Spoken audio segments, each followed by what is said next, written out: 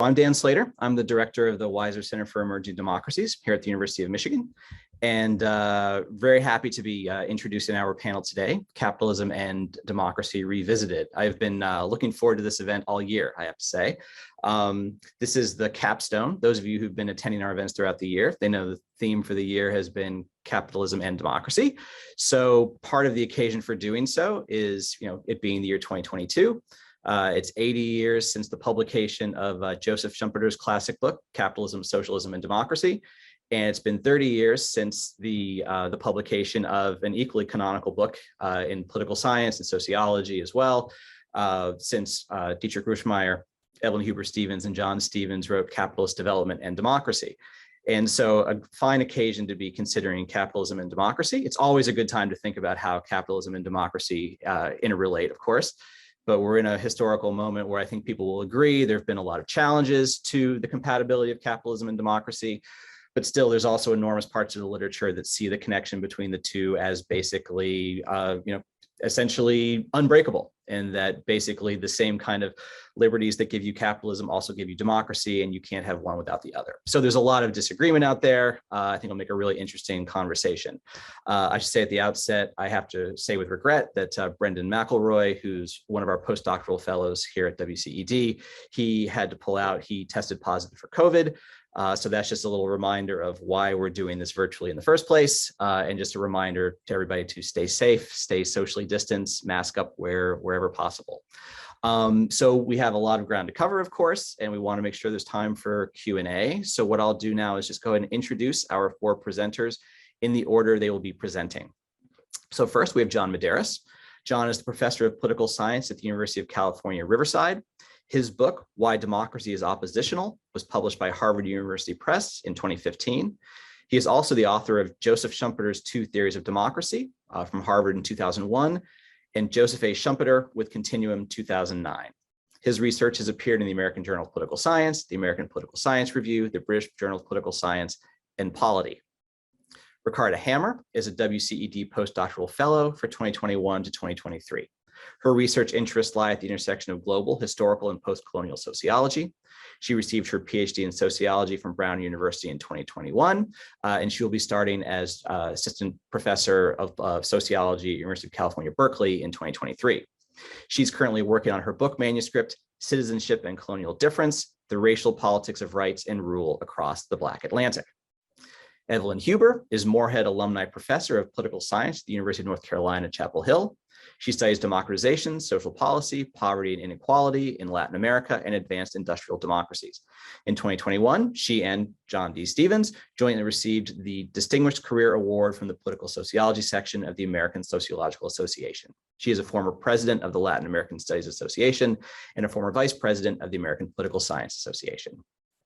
John Stevens is the Gerhard Lenski Jr. Distinguished Professor of Political Science and Sociology and the Director of the Center for European Studies at the University of North Carolina, Chapel Hill. His main interests are comparative politics and political economy, with area foci on Europe, the Antipodes, Latin America, and the Caribbean. He is the author of 5 books, including, as we're here to discuss today, Capitalist Development and Democracy, and also Development and Crisis of the Welfare State with Evelyne Huber, and Democracy and the Left, Social Policy and Inequality in Latin America, also with Evelyne Huber. So we have really a terrific set of participants today. Very excited to hear what they have to say. And we're going to kick things off with our resident, well, not resident, he's resident for the moment, expert on Schumpeter, among much else, John Medearis. So John, thanks for being here, and looking forward to your comments. Thanks very much to Dan Slater and Derek Room and others with the Weiser Center. Let me just, I'm now going to share my very simple slides. Whoops.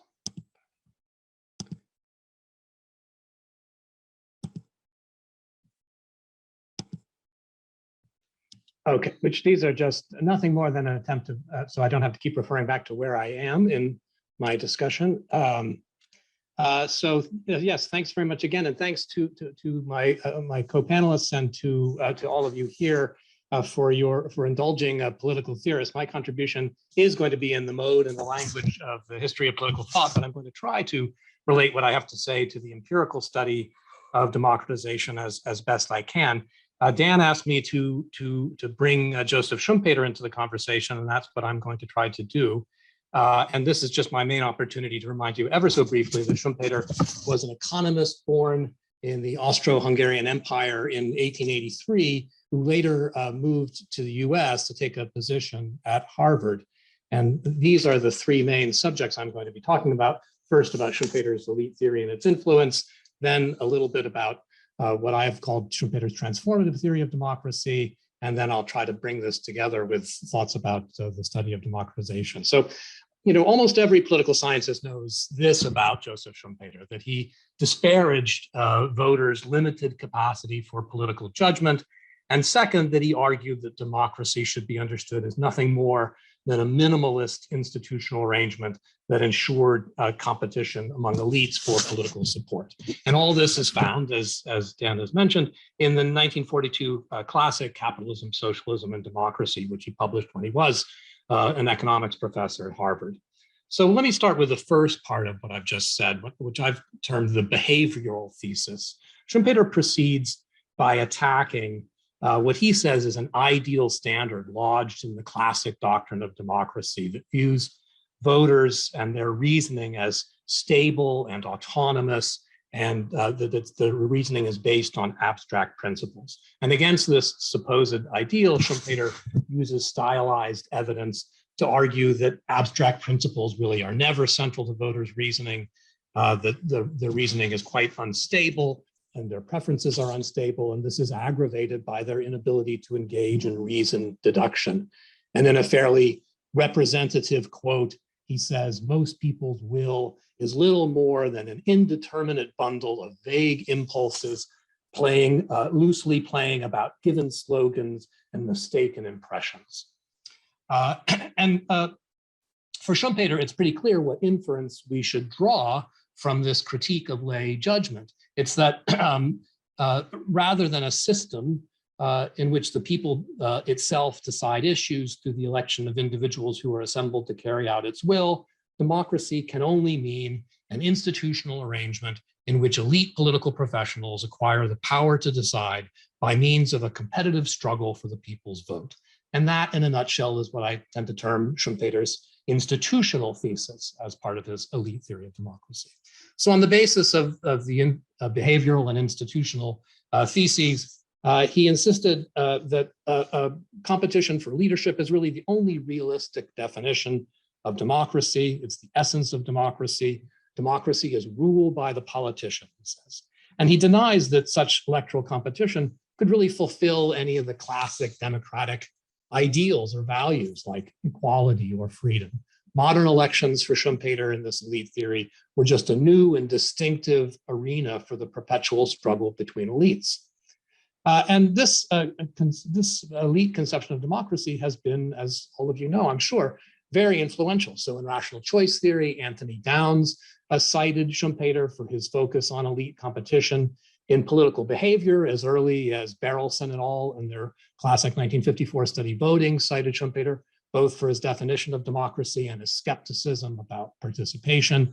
But as recently as 2016, Aiken and Bartels cite a Schumpeterian view of democracy based on his elite theory in the field of democratization. As early as Seymour Martin Lipset in 1959, he was citing Schumpeter's definition of democracy, and same for Schmitter and Karl in 1996. But notice that this elite conception, as described, is entirely, the parts that people have sort of excerpted from capitalism, socialism, democracy is an entirely political approach that has nothing to say about the economy and treats democracy really as quite static and stable. And so now we're on to section 2 of my remarks. In my work, I've tried to demonstrate something that other scholars have really missed, which is that from the 1910s onward, Schumpeter actually theorized and envisioned democracy in 2 distinguishable ways. First, that elite theory, but then he talks about democracy as a historical tendency implicated in profound social and economic transformation, albeit transformation that he deplored. Schumpeter elaborated both his elite and his transformative conceptions in their final fullest expression while he was living in the United States during the New Deal and World War II period. And his later work centers his analysis on the democratic tendencies that he thought were manifest in that era. And that's sort of the reason for these two photos that I have on my slide. The 1930s were in the US were, of course, years of tremendous labor mobilization, with high points in the sit-down strikes that spread from Flint and citywide general strikes in places like San Francisco, and the reconfiguration of state power that was inherent in much New Deal legislation, but especially the passage of the National Labor Relations Act in 1935. And Schumpeter was really deeply dismayed by these developments, to say the least, and he regarded them as elements of a social and economic democratization that would bring an end to the capitalist order that he admired, or so he believed.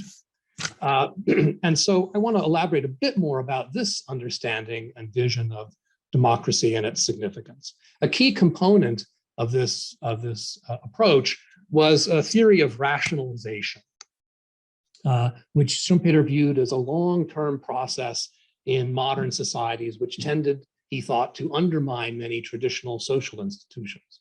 Rationalization meant for Schumpeter a process by which more and more social groups for themselves and by their own lights criticized and scrutinized as existing social practices. Rationalization, in Schumpeter's view, corroded traditional, habitual, and received practices and forms of social action. And for Schumpeter, interestingly, democratization was one important form, one effect that rationalization could have. And why? Why did he see this connection between rationalization and democratization? First, because rationalization, he thought, especially took its toll on institutions that were undemocratic and inegalitarian, hierarchical, traditional. And also because democratic ideology, he thought, was itself rationalist in that it included an idealization of the human capacity for ideal choice, a rational choice and action. And rationalist democratization, in Schumpeter's view, was particularly corrosive of capitalism. The capitalist order, in his view, rested on a variety of traditional forms of action and traditional institutions that were undermined by rationalization. There's several of these that we could mention, including the family, but for my purposes, the most important in Schumpeter's work is the hierarchical and disciplinary factory regime. Schumpeter argued that feudal discipline in the factory was a crucial pillar of the capitalist order. And so both the spread of factory councils in Central Europe at the end of World War I, but also labor militancy and the establishment of collective bargaining rights during the New Deal era in the US were for him signs of a lamentable democratization of the workplace that in his view would lead to socialism. But most scholars who have drawn on Schumpeter have almost entirely passed over this, what I call transformative conception of democracy. And in so doing, they've missed also the conservative and anti-democratic ideology that's really the guiding thread of his thought.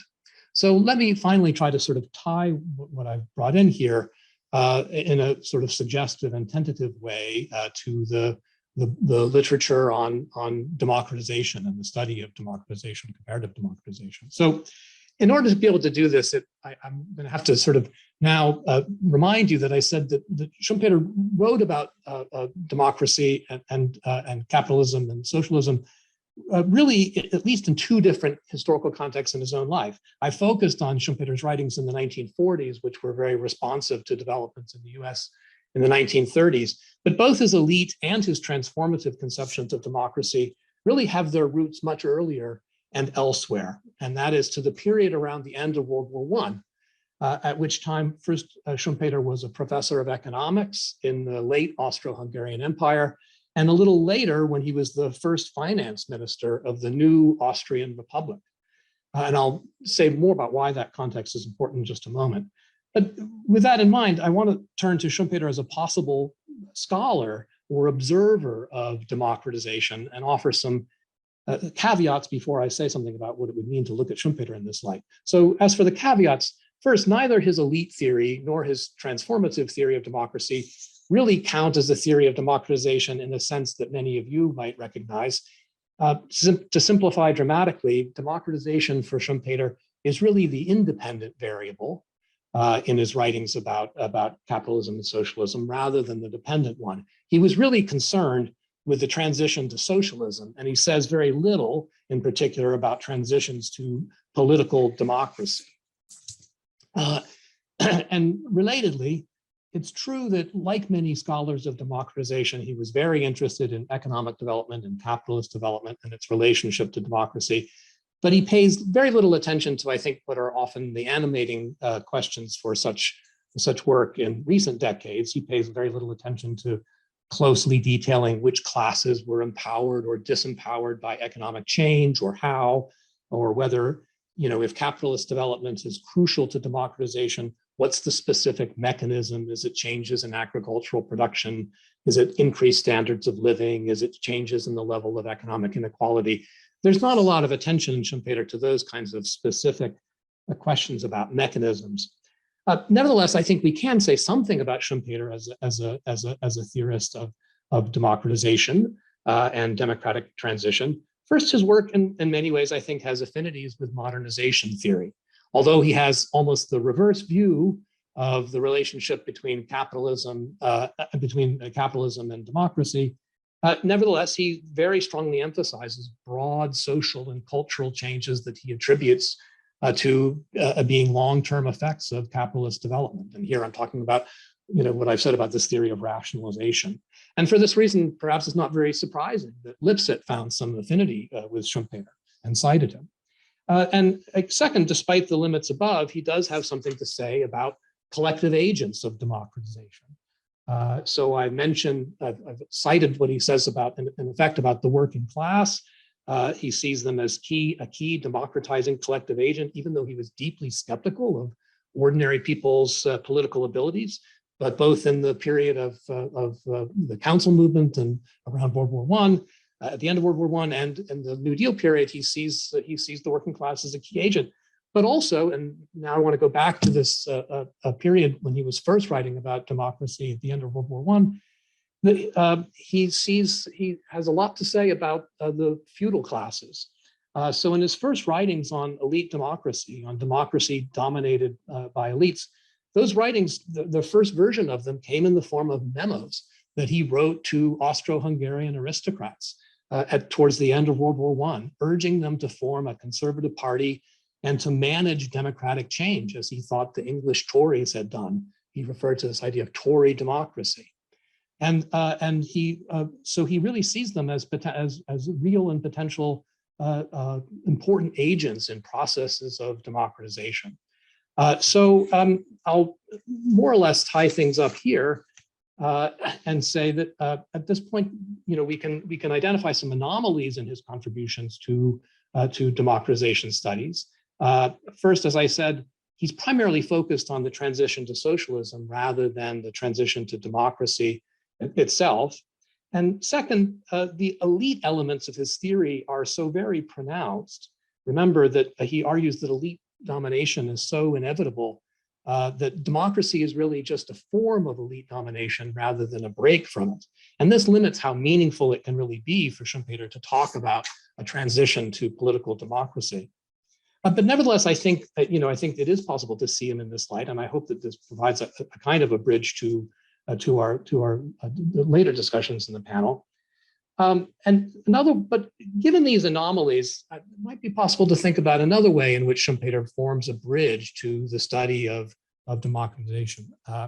So, I want to underline again and elaborate on what I said about Schumpeter's first version of his elite theory of democracy that came in these memos that he wrote to deeply reactionary Austro-Hungarian aristocrats in 1916 and 17, explaining to them how he thought they could maintain their political dominance.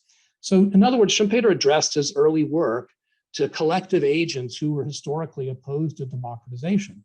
To use the language of more recent studies of democratization, you can see him in a way at this period as an agent of the landlord class. And so if the caveats and anomalies of seeing Schumpeter as a theorist of democratization are sort of daunting or limiting to us, we can think of a different way to make the connection between Schumpeter and comparative democratization, and that is to see Schumpeter as an object of democratization studies as a would-be participant in historical struggles over democratization. So I'll stop it there and hope that forms some kind of a bridge to what others have to say. That was really, really terrific, John. Thanks so much for those really, I mean, incredibly learned comments. Fantastic. And we're fortunate that Ricky Hammer has stayed healthy and will be able to be our second presenter. All right. Hi, everyone. That was a great bridge. Thank you so much for that, John. It's really a pleasure to be in conversation with you all, and especially the authors of a book that really was quite formative for me throughout graduate school, because Capitalist Development and Democracy in many ways enabled us to make the case that it was productive to ask really, really big questions about the relationship between capitalism and democracy. So yeah, it's great to be with you on this roundtable. So I have titled my intervention, Du Bois Denied Democracy and Racial Capitalism. Okay, so in August of 1791, the enslaved of Saint-Domingue, now Haiti, rose in revolution. They poisoned and killed their masters in a coordinated uprising across 184 plantations in the northern part of the island. And this moment really ushered in what would eventually become an all-out war against the very institution of racial slavery. By 1794, really buckling under this pressure of the revolutionary enslaved, the National Assembly in Paris declared slavery abolished across the French Empire. And with the passing of this law, almost 1 million formerly enslaved people became French citizens. So a long tradition of Black Marxist and anti-colonial writers, from Cyril R. James to Eric Williams, Walter Rodney, Cedric Robinson, Claudia Jones, and of course, W.E.B. Du Bois, as well as more recently, many global historians have made the case that we cannot understand the emergence and reproduction of capitalism without understanding the role of racial slavery at its center, right? The history of Manchester never happened without the history of Mississippi, writes the Harvard historian Walter Johnson. And given these entanglements, Saint-Domingue, Haiti, was really the linchpin of the world economy at the time. It was dubbed the Pearl of the Antilles, and it made up a quarter of France's economy during the French Revolution. So, for example, in the opening pages of the Black Jacobin, Cyril R. James writes, and I quote, "In 1789, the French West Indian colony of San Domingo supplied 2/3 of the overseas trade of France and was the greatest individual market for the European slave trade. It was an integral part of the economic life of the age, the greatest colony in the world, the pride of France, and the envy of every other imperialist nation. The whole structure rested on the labor of 500,000 slaves," end quote. So when the enslaved rose in revolution, they produced a huge rupture in the global capitalist world order that was premised on the denial of their humanity. So I think of it this way. If European freedom struggles were oriented against the absolutist powers of the monarchy or against the unfettered powers of the landed gentry, the enslaved in Haiti rose against a system that designated them as property and non-human. And of course, this material and also symbolic rupture sent ripple effects across all of the Americas and the world. Now, while the French, the English, or perhaps the American Revolution often get held up as the origins of political modernity, these were revolutions that maintained their racial and colonial projects. The Haitian Revolution sought to upend these very structures. So rather than naturalizing the exclusions of the enslaved as, I don't know, to quote Fox News, a sign of the times, right? And really separating histories of European democracy from racial slavery. The Haitian Revolution links these two processes. So once we take this global approach, it becomes clear that capitalism emerged through and consists of both free and unfree labor. And W.E.B. Du Bois, who Alden Morris has clearly shown was the founder of American sociology, in his extraordinary book, An American Democracy, Black Reconstruction in America, he makes this point. He titled his first chapter not Slavery, but The Black Worker, making the case that racial slavery is not a pre-modern, pre-capitalist institution, but it was in fact central to modern capitalism. And now with free and unfree racialized labor as part of capitalism, we need to rethink its relationship to democracy. So analyzing the Reconstruction period, then Du Bois writes, quote, "The slave went free, stood a moment in the sun, and then moved back again towards slavery," end quote. The multiracial democratic project of the Reconstruction era after the Civil War was for Du Bois not an aberration, as it was for the multitude of historians at the time, but a glimpse into what America could have been. It proved wrong the racist hegemony that the formerly enslaved were somehow incapable of democratic participation. And Du Bois also makes clear that the failures of Reconstruction are partly due to the failure of white labor to see that their interests are bound up with the interests of Black labor.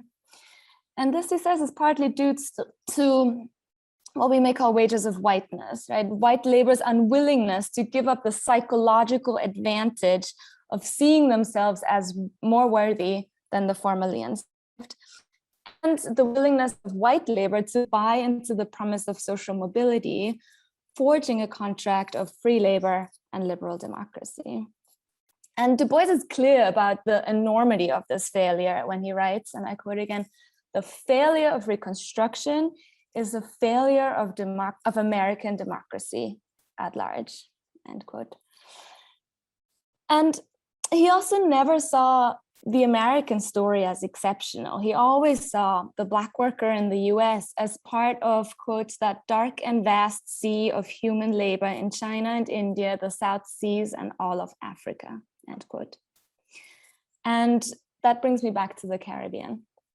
So often when we examine the transformations of 18th and 19th century Europe, we tell it as a story of European nation states. But most European polities were not nations at all, right? They were empires. But we conceptually separate the socio-political developments of, say, France and Britain from their respective colonial projects in the Caribbean.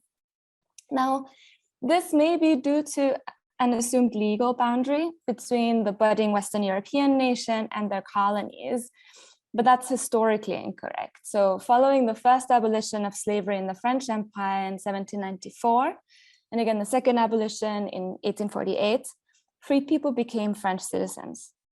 And in Britain in 1833, free people were legally equally subject under the British Crown, just like their metropolitan counterparts.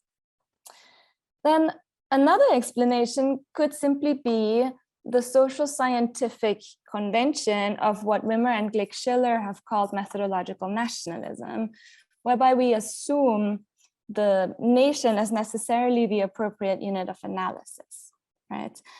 But the problem is that this blinds us to the structures of colonialism and racecraft. So if we now try to look at the relationship between capitalism and European democratization within the larger context of empire, a different story emerges. Abolition came about because of the pressures of the enslaved amidst a complex set of geopolitical factors and alliances that I don't have time to go into. But the really interesting question, as Du Bois tells us, is what happened afterwards. The central question that emerged was, what did this Black freedom mean? And political elites, often the same ones who stewarded liberal democratic projects in the metropole, so John Stuart Mill is a big example here, had an idea of the ideal citizen. And they constructed the formerly enslaved as inadequate, as measured against this ideal. So in short, moments of freedom, what abolition could have been, were followed with really intense periods of racecraft, where the formerly enslaved got coded as unable to become rights-bearing persons. And I would argue that any democratic concession and inclusion into the polity was a contractual process, right? Even for white workers in the metropole, gaining political participation rights meant portraying an efficient work ethic and responsibility towards the family, becoming responsible, patriarchal, laboring political subjects. But racializing Black workers meant constructing them as not efficient enough, not productive, and not responsible enough to merit self-government. In other words, a part of the history of liberal democratization is the concurrent work of racecraft. So to sum up, understanding the relationship between liberal democracy and capitalism within what I would argue is its appropriate political context, that of empire, makes clear that white workers attained a kind of contract with elites to pursue even a modicum of political expression, right? While Black workers got the continuation of colonial rule. And this cannot be explained, as the Field Sisters tell us, by invoking static identity descriptors, right? They were excluded due to their race, but rather through the project of racecraft that shaped who could conceivably self-govern. So I think a Du Boisian approach gives us a way to connect not just democracy and seemingly universal colorblind worker struggles, but rather it connects the history of democratization with capitalism, racial slavery, and colonial rule. And that, I think, brings us a step closer to understanding how liberal democracy short-circuited the project of Black emancipation. Thank you. Excellent. Ricky, so far with John and Ricky, we've gotten an absolute master class, I would say. And on we go. And so Evelyne and John, do you want to go ahead and pick up with your presentation whenever you're ready? You don't need to punch that green button. Yeah. No, I did not. Okay. It's not. Okay. It should be up there. It's not. No. Didn't you have to touch that thing right there? No, that's what I'm telling you. Here we Okay. are. Now we're working. All right. There you go. Okay. First, thanks very much for inviting us, Dan and the center. We're delighted to be here. So we're looking back on Capitalist Development and Democracy 30 years after its publication. And so we'll talk a bit about the limitations of the book with the hindsight of 30 years, what we got right about the book, and the implications for the rise of illiberalism and populism and the careening of democracies. The point of departure of the book is really an essay that Dietrich wrote in the mid-'80s, where he was exactly going back to the text that John was mentioning of Seymour Martin Lipset, where he established in Political Man, 1959, where he establishes there's a strong correlation between economic development and democracy. And then he provides an interpretation of it, which is based on very roughly modernization theory, as John said. But it emphasized the expansion of literacy with development and the growth of the middle class. So Dietrich argued that this was a very robust relationship, but that you had to reinterpret it in the framework of comparative political economy. And so that's really that's the core idea of the book. Now, it was written between 85 and 90. We started just as we left Brown and finished up 5 or 6 years later. And this is the early stages of globalization and the transition to the knowledge economy and the rise of social media. So it's very much a book about the industrial age. With hindsight, or more foresight at the time, we should have specified the scope conditions of our theory more clearly. Our main focus is the first and second waves of democratization in the course of the great transformation of industrialization in the core countries of Europe and Latin America, shouldn't it be? And in Latin America. Go on. Yeah. The third wave coincides with deindustrialization and a weakening of labor, so that the dynamics are different. Were different, but pressures from civil society remained important, as did state and civil society relationships and the international system. Our meta theory, the 3 clusters of power, I'll go into on the next slide, and mid-range theory with scope conditions. The meta theory is a set of assumptions, which presumed more or less formalized body of assumptions.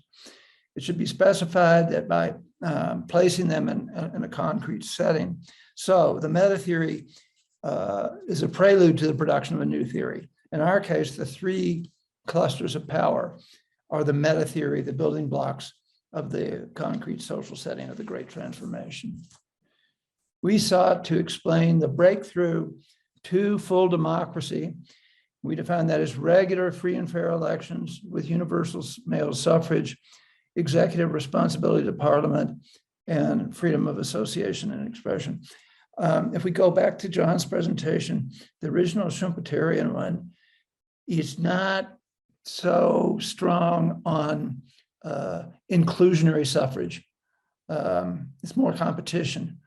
That would be also a commonality with the way Barrington Moore treats democracy in his book, and why he never sees the importance of the working class for democratization.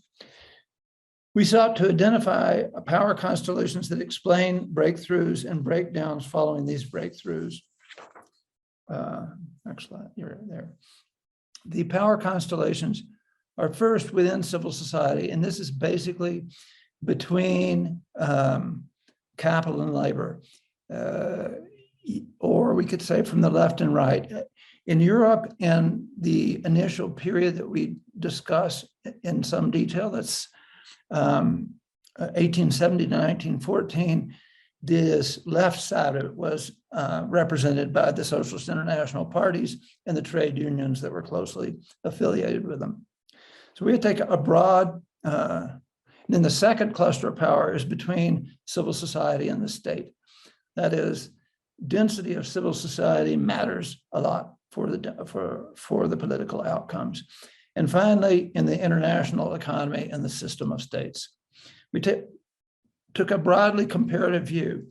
All of the advanced industrial democracies plus Latin America and the Caribbean. So we do what's something that's very unusual, and that's we do comparative history of over 40 countries. We take the long historical view, the 19th and 20th centuries. Our focus is on changes in these power constellations as a result of capitalist development and international competition. The economic development changed power relations in 2 fundamental respects. It reduced the economic and therefore the political power of large landowners. Second, it facilitated the self-organization of subordinate classes. We had the urbanization and spread of literacy, first facilitated middle-class organization, and then industrialization facilitated working class organization through concentration in factories and cities. Our big emphasis in that section of the book is on the effects of the second industrial revolution. That is the application of fossil fuels to production.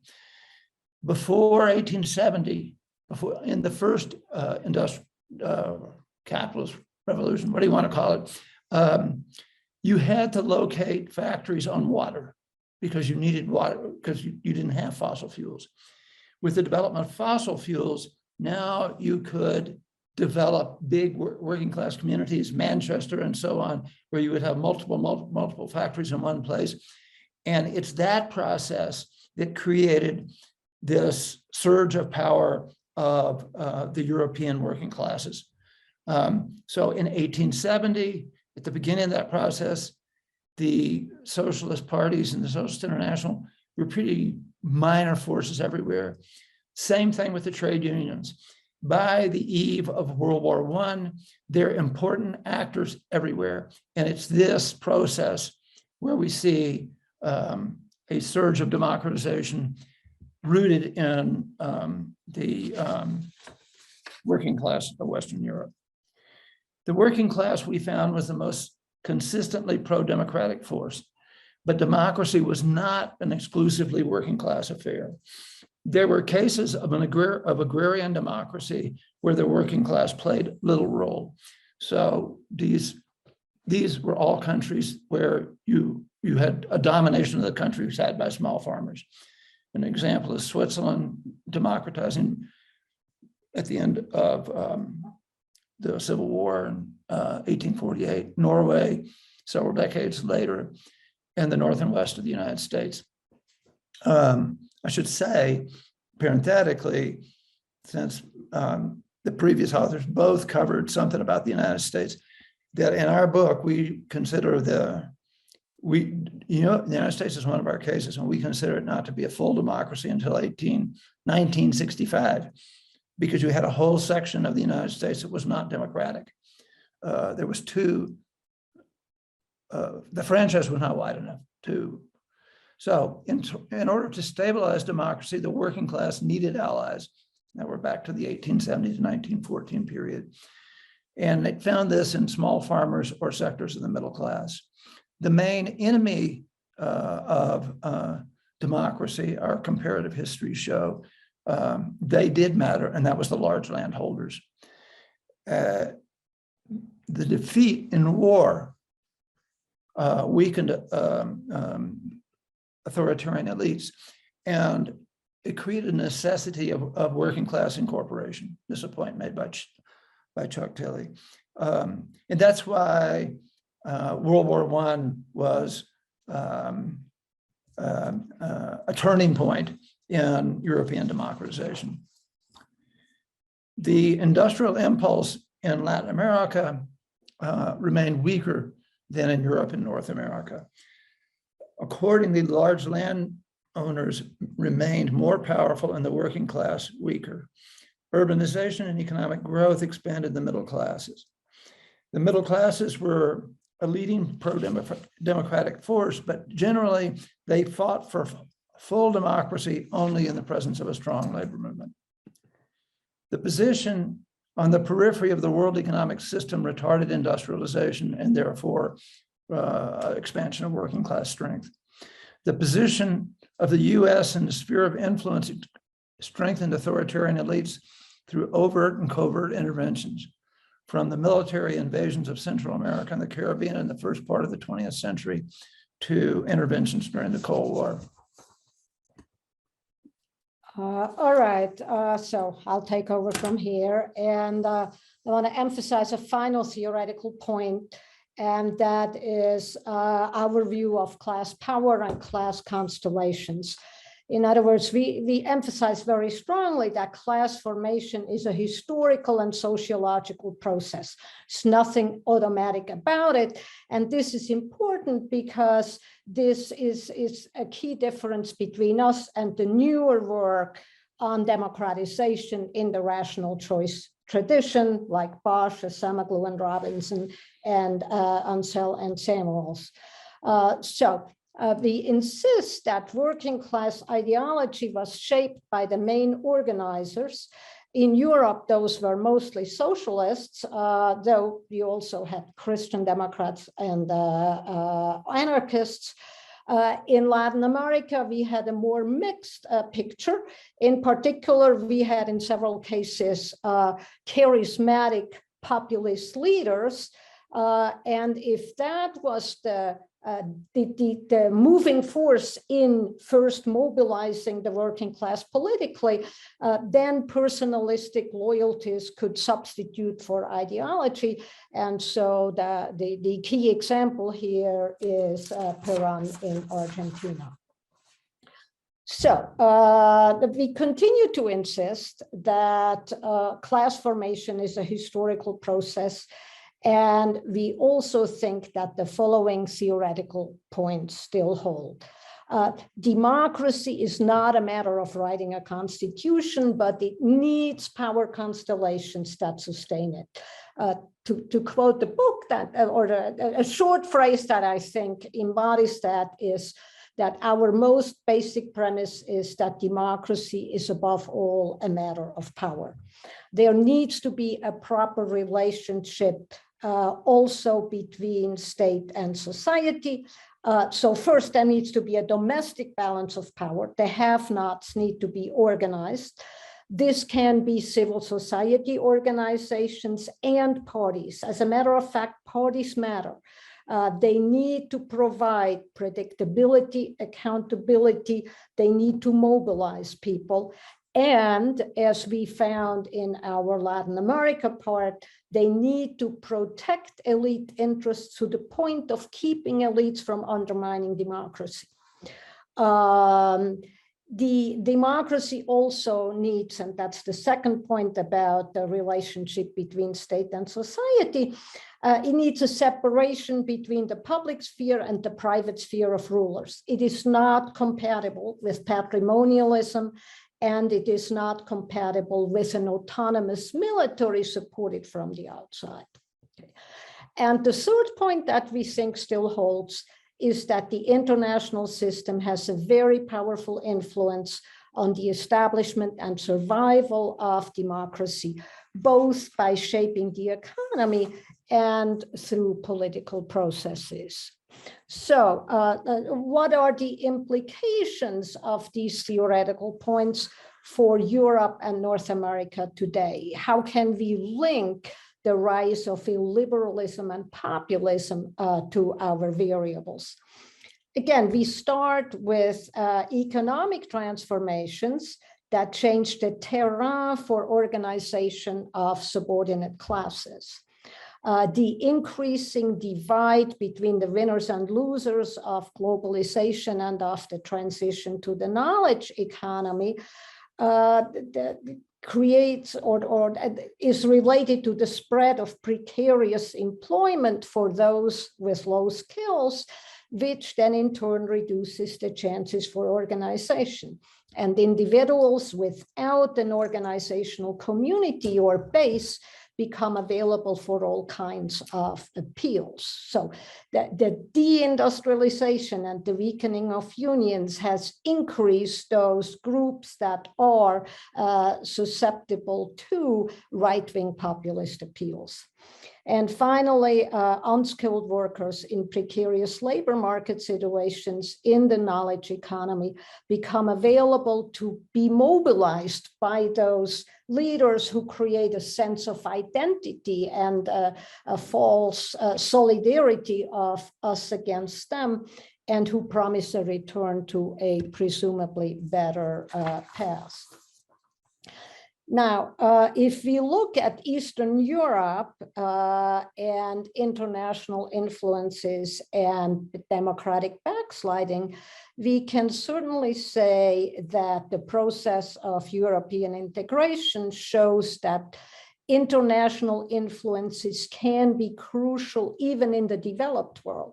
There's no doubt that the influence of the EU, both direct and indirect, was crucial in supporting democratization in Southern and Eastern Europe. However, that same story or those same cases show us that if the domestic power base is not there, then democratic backsliding becomes much more likely than if democracy is sustained by powerfully organized domestic forces. Now, the implications for Latin America are clearly the low quality and fragility, or careening, to use Dan's excellent concept, that characterized the Latin American democracies. Starting with democratization, the third wave of democracy in Latin America started in about 1980, after the end of the ISI period, the import substitution industrialization period, the period of the heyday of the industrial effort and industrial employment. So it started after the end of that period, and it evolved in parallel with the debt crisis and neoliberal reforms. Unions had already been severely weakened by the repression under the bureaucratic authoritarian regimes, and they continued to shrink due to the structural adjustment that led to deindustrialization and the shrinking of the public sector. So what brought about democratization? Well, partly the authoritarian regime self-destructed, for example, in Argentina with the defeat in the Malvinas War, and partly it was pressure from a variety of groups, including social movements of the poor and minorities, as well as of middle-class groups. And again, the international system was important. In the end, the Cold War brought particularly the United States to favor democracy. And then Latin American democracies attempted to protect each other through the Organization of American States. But what about the weaknesses of Latin American democracies? The manifestations we are all very familiar with: weak accountability, overpowering presidents, weak judiciaries, what Guillermo O'Donnell calls so appropriately the brown areas, where civil and political rights are very unevenly protected across classes, genders, and territorial units. And finally, the patrimonialist practices that blur the lines between the public and the private realms. But the underlying problem is that there are no strong organized political forces inside or outside the political system that can enforce rules and hold political elites accountable. Within the system, parties are becoming progressively weaker. Now, there are significant differences. Clearly, the Central American and Andean countries were more careening from the beginning than the Southern Cone countries. And some countries, of course, have made the transition to full-fledged authoritarianism, like Venezuela and Nicaragua. But that the initial advantage of the Southern Cone countries is starting to be eroded. And certainly we could, since 2016, add Brazil to the careeners. Again, why are there no strong organized forces, and what have been the dynamics over time? As I already said, after the transition, structural adjustment continued to let the informal economy grow, at least until 2000. And thus the part of the society that is very difficult to organize kept growing. Unions have continued to decline in membership as a percentage of people in the labor force in most countries. Now, there was a moment of light, of optimism, of positive developments during the pink tide, which coincided, that means when, for non-Latin Americanists, when a bunch of left-wing parties won political power in Latin America. Now, this was roughly the period 2002 to 2012, and it coincided with a commodity boom. During this period, left parties strengthened, and they were rebuilding or constructing alliances between parties and labor movements, such as in Uruguay, Argentina, Brazil, and Bolivia. But the end of the commodity boom then and the ensuing economic problems weakened the electoral support for these parties and strained those alliances very significantly. All right. In Latin America, parties are in crisis. Okay. There are no more strong parties today in the beginning of the third decade, of the 21st century. There really are no more strong parties allied with unions or other organizations of the underprivileged.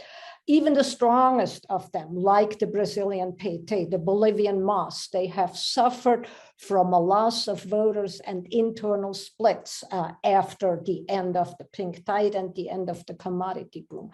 And even more surprising, historically very strong party systems like Chile's are in crisis. And that has translated into great popular dissatisfaction. If the survey asks, are you satisfied with the way democracy operates in your country? The yes votes have gone down precipitously. And there is also a decline in popular support for democracy in the abstract. In other words, is democracy the best form of government? So, bottom line, in Latin America, the infrastructure or the internal balances needed to support democracy are absent or very weak. And even in post-industrial societies, they have been weakened. A number of factors have worked together to produce that: growing income inequality, growing precarious employment, also in advanced industrial societies, individualization of society, the primacy of traditional and social media over organization in political campaigns. They all have weakened both civil society organization and parties. And the political scientists who believe in Schatzschneider will really be worried about this. And lastly, of course, the industrial system may be turning less supportive of democracy. So clearly, we are disagreeing. Dan started this with reference to those who believe that capitalism and democracy are inextricably linked. Clearly, we do not think so.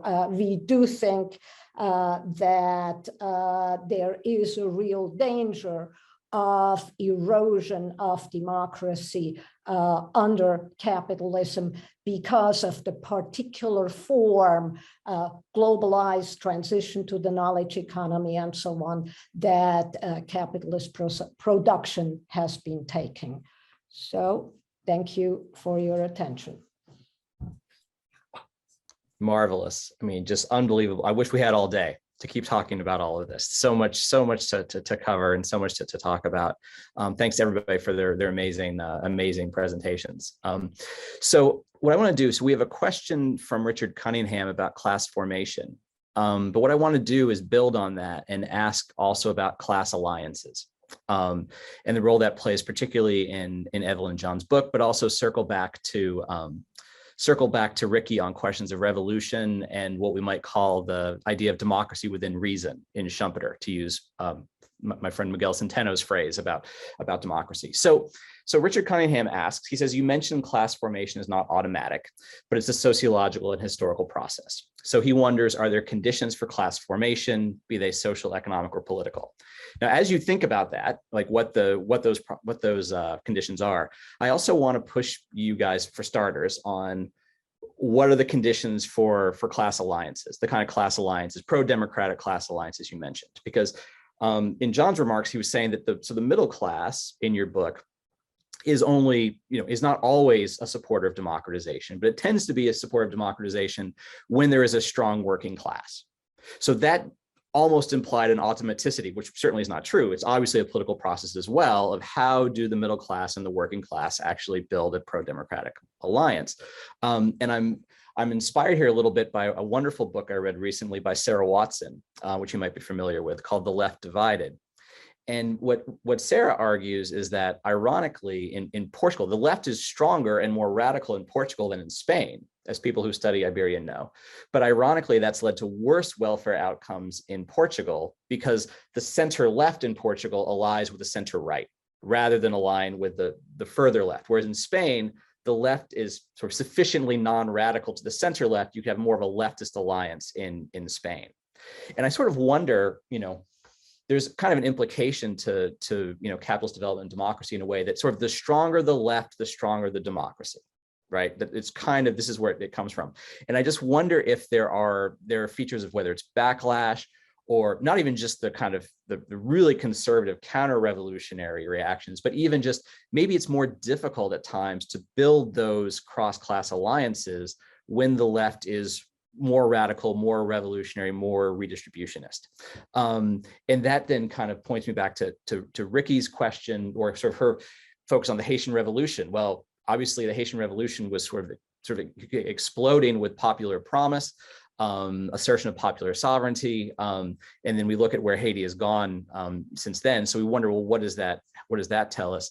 And then I think back to John as well, this idea from Schumpeter that the people, basically the people not being able to be trusted with democratic power, and whether or not at times when we see, and maybe if part of the democratic malaise today is that whether the left is too strong or not, that maybe the left is perceived as becoming too strong, that the left is perceived as becoming too redistributionist, too radical, and that maybe some of these cross-class alliances are not forging, and that the center, the middle is aligned more with the right, in part to things that are happening on the left or seem to be happening on the left.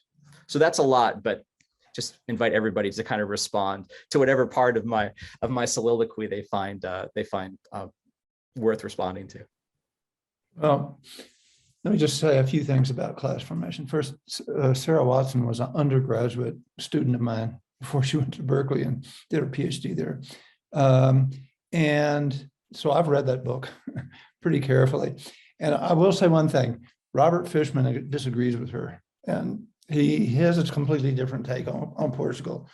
I'm more sympathetic to her than, because it's just true social policy is more developed in Spain than it is in Portugal.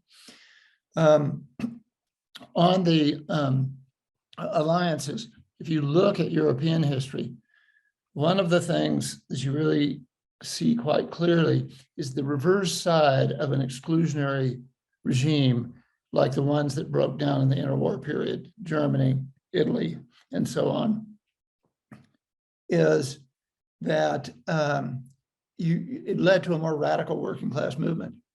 And that was scarier. And so one of the reasons for British exceptionalism was the Labour Party wasn't socialist until 1918. And all of the other Western European parties in that period, they were all Marxists. And the upper classes, that scared them, and with reason, because they said, okay, well, we're going to socialize a means of production if we take over. And so you got a more optimal ground for alliances where you had a more moderate working class movement. Now, even in places like Sweden and Norway, Belgium, maybe a little bit less so Belgium. In Belgium, the labor movement carried out 6 general strikes to try to get suffrage. So anyway, if you had more moderate but still socialist than the other side, and including say you want to ally with small farmers, right? Well, you don't talk too much about socializing production, right? And they didn't talk about agrarian production, right? So that's one of the that's you had to construct an alliance because the working class was not strong enough itself ever. Right. Shall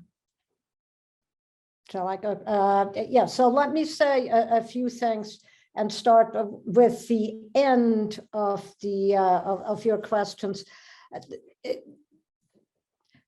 Is the left getting too strong? I think there is, and therefore too menacing.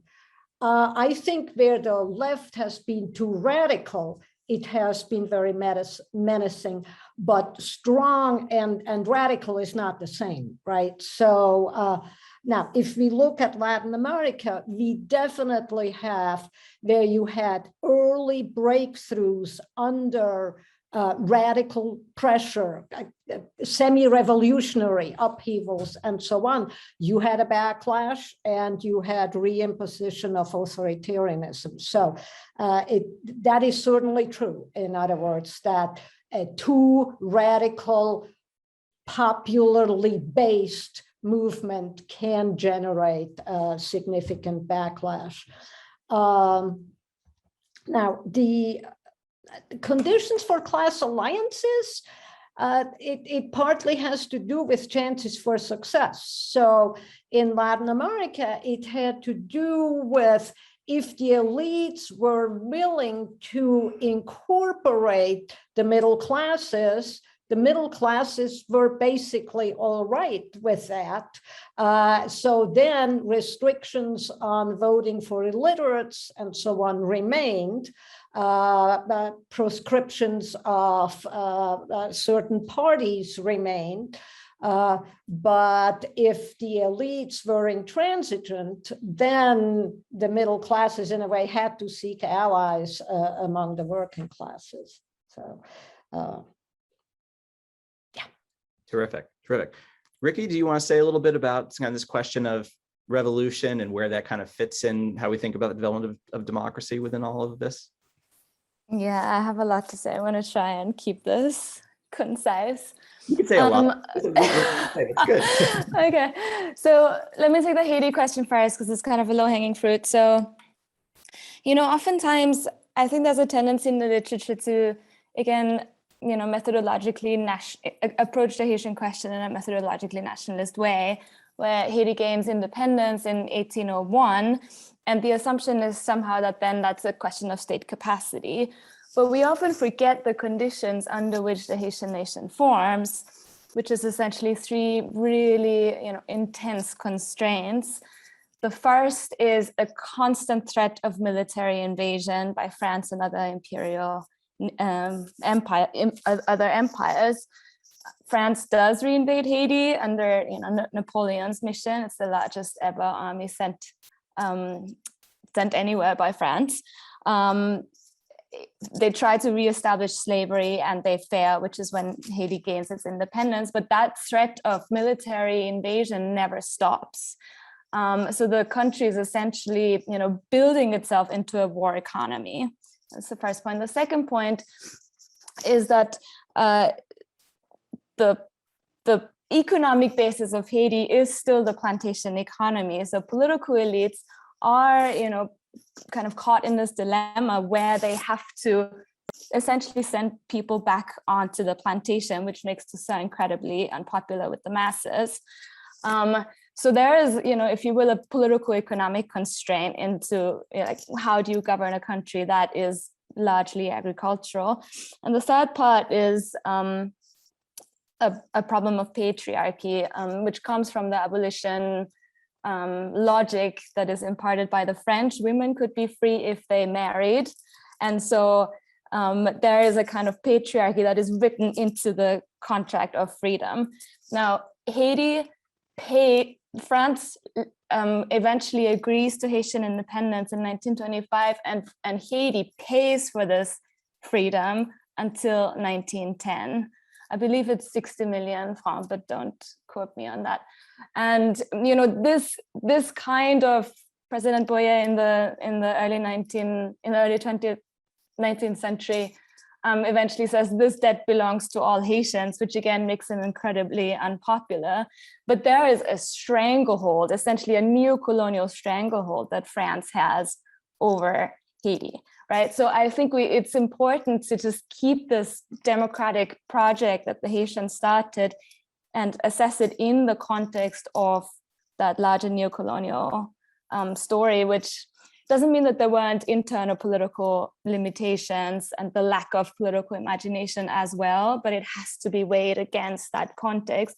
And, it's very, I think, indicative of the post-colonial predicament then in the 20th century. So in many ways, the Haitian case, I think, teaches us a lot about political possibilities amidst these kinds of political constraints.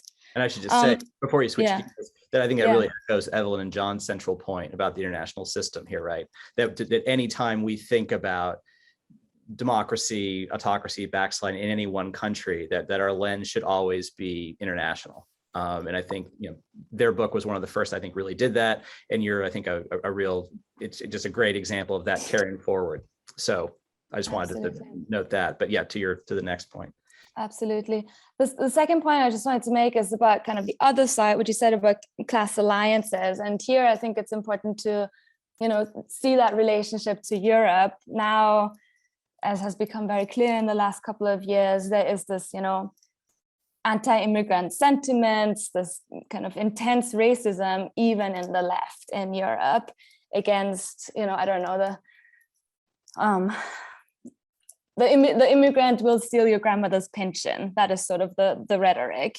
And, that rhetoric of deserving and undeserving working classes, that kind of racialization of the working classes, of who has access to a welfare state, who is a deserving member of the national body politic, that I would argue has this really important colonial history where political elites I was talking about England and France because that's what I study, but across Western Europe, I would argue, construct the working class as white as deserving when it pleases them, and it will produce a distinction to the undeserving Black laborer, for example. And that is a long history that didn't start in 2015, but that is something that was there and that was being tapped into with the so-called refugee crisis that we've had in the last couple of years.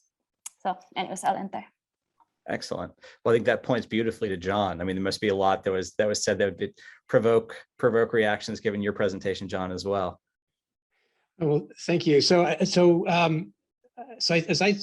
there are kind of two dimensions to the question as you raised it. One has to do with conditions of class formation and alliances, and then this question about sort of the organization of the left and the degree to which it's perceived as a threat. And I think that what Ricarda and Evelyne and John have to say about this is probably of more interest to people because their work more helps them support things that are, make comments on this that are more perhaps contemporary, have more contemporary relevance. But with respect to, I'm going to try to say something about sort of within Schumpeter and how you could respond to this, and then stepping out and looking at Schumpeter.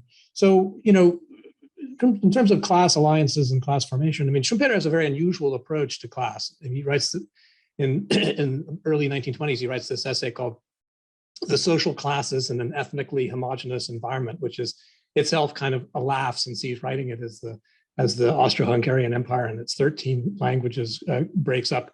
But it's a really a functionalist theory and an anti-Marxist theory of class, in which he's arguing that that classes form in order to serve important social functions, and the feudal class arises in order to serve the military needs of Europe at a particular time, and the bourgeoisie arises really entrepreneur, not the sort of shell, the shell within which the entrepreneurs operate, arises to fulfill a need in capitalist society. So, but that sort of raises the question of, well, if that's what the leading class, if leading classes in every society come from this sort of functionalist need, then what about the rest of the class structure? And it's really kind of hard to answer that that question and sort of where might the working class come from, and what can you say about alliances? And really all that Schumpeter has to say about alliances centers on his view of sort of the fecklessness of the bourgeoisie from a political leadership standpoint. And the only really important class alliance that he sees is sort of the alliance of the late 19th century, in which the bourgeoisie accepts the leadership of the European aristocracy, and things are fine as long as the bourgeoisie sort of accepts that iron leadership, and things sort of break apart when that ceases. Now, sort of to look at the second, I'm just going to say something very brief about the second side of what you're asking about, sort of the degree to which the left is perceived as a threat and how people on the right respond. And I'll limit what I have to say to how people on the right respond ideologically rather than in terms of actual political organization. I'll just say that, it's hard to understate the stridency and ferociousness of Schumpeter's response to New Deal labor organization. I mean, as much as you might say that communists were important in the CIO and in organizing labor in the 30s, I mean, there's really not a strong communist threat in the U.S. In the 1930s and early 1940s, and yet Schumpeter's response is ferocious. I mean, people don't tend to read these portions of Capitalism, Socialism, and Democracy, but he says the only reason he talks about democracy in that book, which is really about economic development, is because he wants to say what's the future of democratic socialist society going to look like. So he needs to say something about democracy. So he does the parts that people are familiar with, and then he comes back to that subject. And with respect to sort of labor organization, what democratic socialism looks like, according to Schumpeter's vision, is incredibly authoritarian. It's not just that the workplace is organized in an authoritarian way, but that the authoritarian order of the workplace is used to keep political control of the working class. So that's just to say that it's possible on the right to have a ferocious ideological response to what is really not an extremely threatening ideological left. So I'll stop there. Yeah, so I was sort of raising this question of perceptions, right? So we should be looking at the right and seeing how these things are perceived regardless of objective factors. And back again to your point about, John, initially about how much people can discern what's objectively verifiably true versus their perceptions of the world. But I'm glad you brought it to this question of unions and mobilization, because it's a big moment. We just had this big vote at Amazon. Speaking of which, this on union membership, this really speaks to themes in Evelyne and John's work for sure, and it leads to this question that Adam Casey asked, which is long and complex. Adam has lots of thoughts, but just want to focus in on this question of are there elements of the new forms of capitalism? So we're revisiting capitalism and democracy. Capitalism is obviously changing. Amazon seems like the kind of, in some ways, the avatar of sort of new capitalism. And I just wonder if, I guess, starting with Evelyne and John, but if any of you have thoughts on when you look at the way that capitalism is changing, AI and et cetera, are there things that we think the parameters are changing and that might affect the relationship between democracy and capitalism in ways that we're still need to sort through? Well, we're working on a book right now, and we've done most of the quantitative analysis and are working on the case analysis, which is exactly about explaining variations across countries and through time and inequality in knowledge economies, or transition from industrial to knowledge economies. And turns out one of the most important things is labor strength. And so you could be very pessimistic about that, but I just point out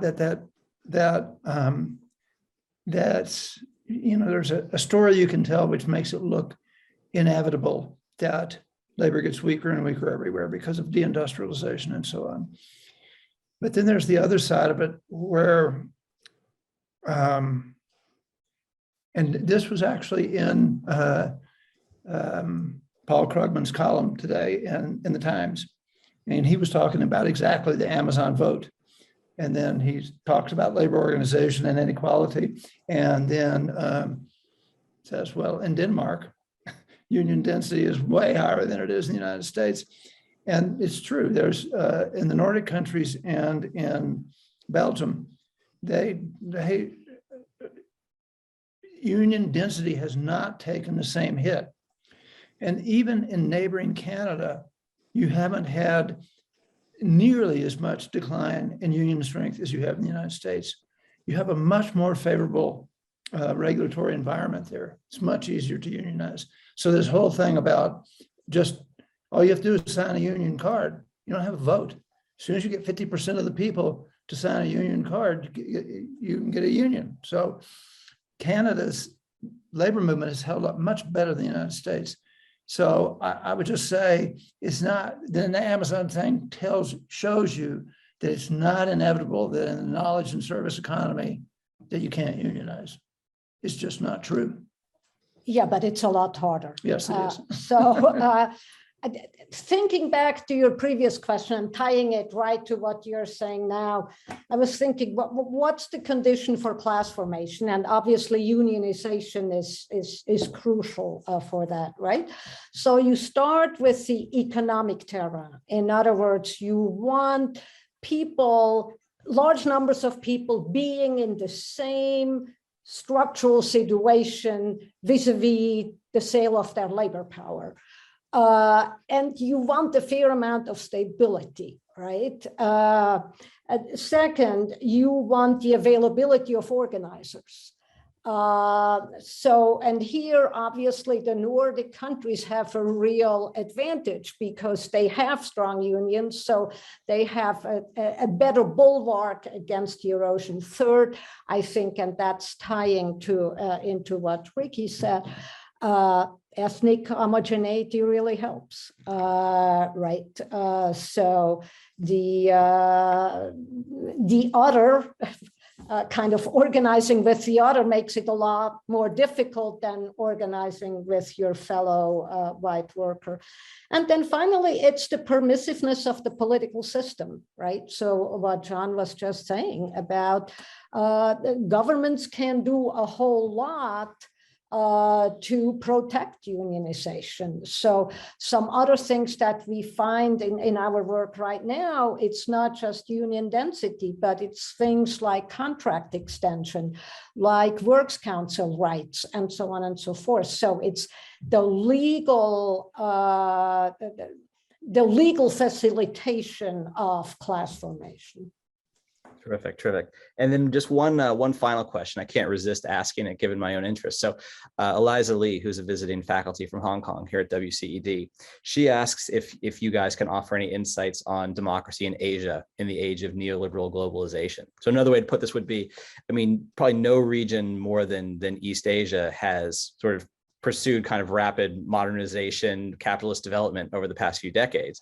So when you guys think just as citizens about the world and you think about Asia and China, et cetera, how do you think about the region through the lens of your book? Well,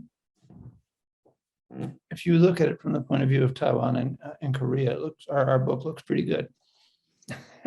And we've had several Asian students who have tried to apply our frame to Korean democratization. And I'll say it looks good there, but those are two not very big countries.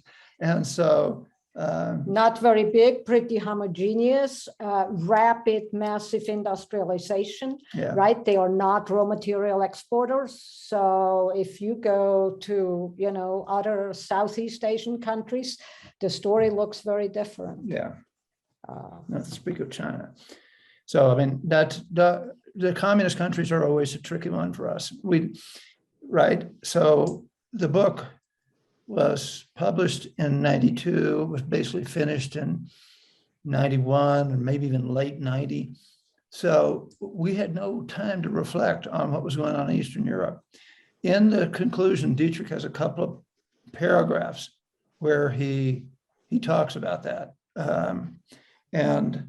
But we didn't have enough historical perspective on it to say anything. Right.